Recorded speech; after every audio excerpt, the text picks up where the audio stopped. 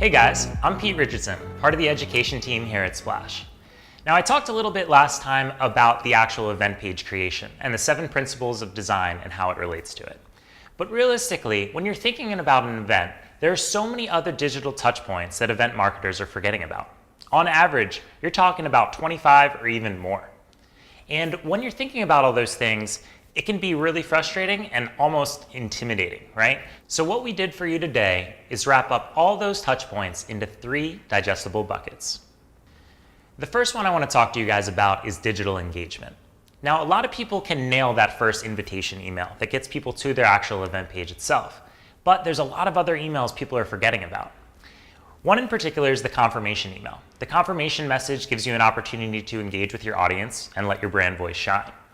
But there's other emails like your reminder email, or maybe it's an email that gets people excited about the specific speaker that you're going to have at your event. And then after the event concludes, there's a thank you email. Thank you for attending. Or maybe there's a link out to promote a future event. Hey, you had a great time at our first one. Can't wait to see you at the next one.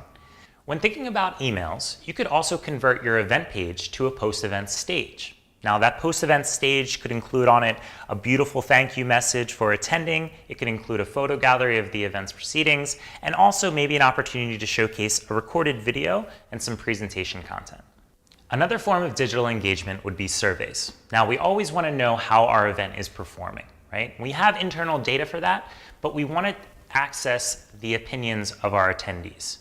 So by following up with an effective survey, that will allow you to track the data to improve your next event.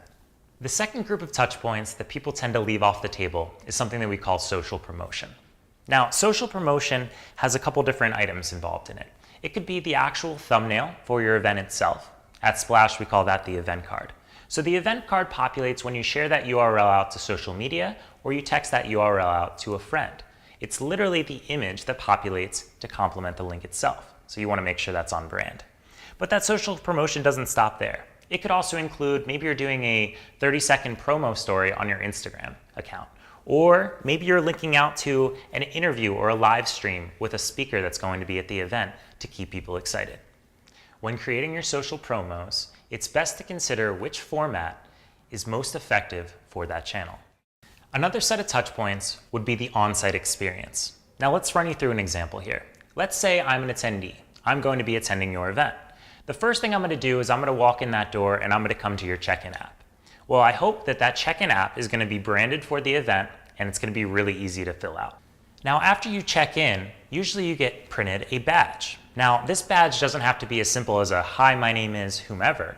We could have an opportunity to brand this to make this experience really cohesive.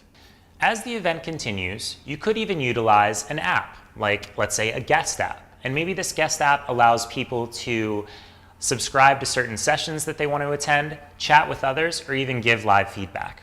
Wouldn't it be great if that was also branded too? We went over a lot of touch points today, but there are a ton more out there that you need to consider. So for that reason, we've compiled a checklist that you can download below.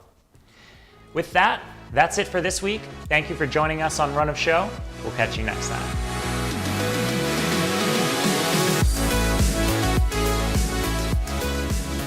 If you like this episode, make sure you subscribe and check out future episodes of Run of Show.